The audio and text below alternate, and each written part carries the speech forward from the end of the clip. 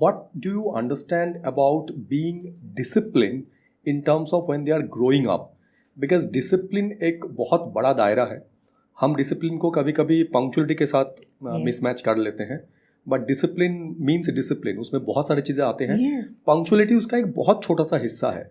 So how much do you think that discipline plays a big role in terms of creating the base of any kid?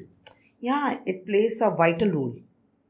Basically, discipline means everything, na? Respecting your parents. Yes. How to talk with your elders, how to talk with your younger ones. Yes.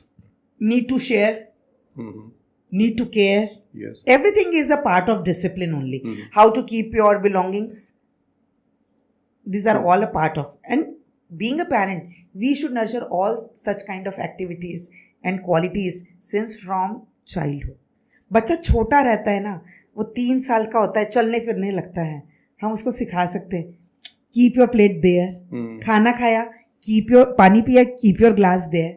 छोटी छोटी चीज़ें हैं, but उसने उस समय सीख लेना तो वो बड़ा भी होगा ना तो अपने सामान को बहुत नीट एंड क्लीन रखेगा. क्या अभी की सोसाइटी में आपको ये नहीं दिखता है कि हर बच्चे के पीछे एक मेड होते हैं जो दीदी प्लेट रख दीजिए या दीदी पानी दे दीजिए, and parents are also motivating in that way as well. They are also feeling that it is a status symbol.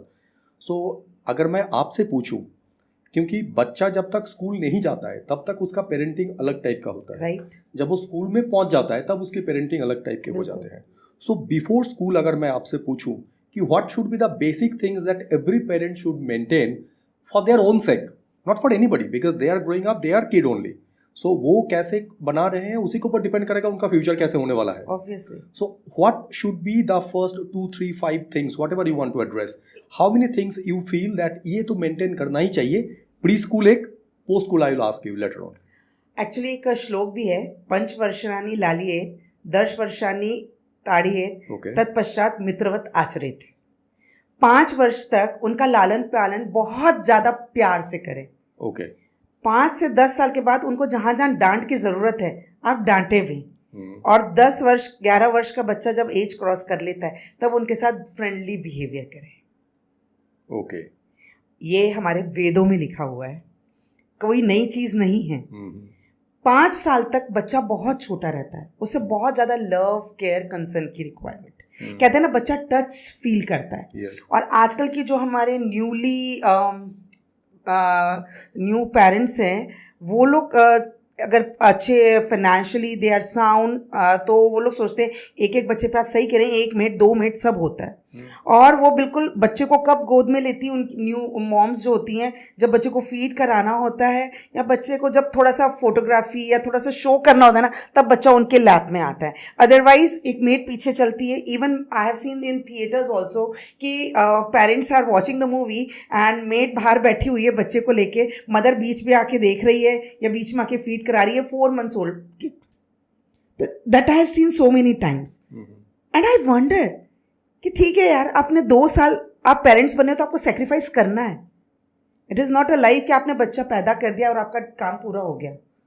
आपने उसे ग्रो, आप इस दुनिया में लाए हो ना, तो आपकी रिस्पॉन्सिबिलिटी है. और अर्ली एज में आपकी सबसे ज़्यादा रिस्पॉन्सिबिलिटी है. और ये रिस्पॉन्सिबिलिटी है कि आपको आपकी लाइफ में अगर कुछ चीज़ें सेक्रीफाइस करनी पड़ रही हैं तो यू नीड टू. आपके बच्चे को अभी सबसे ज़्यादा आपके लव केयर कंसर्न की ज़रूरत है.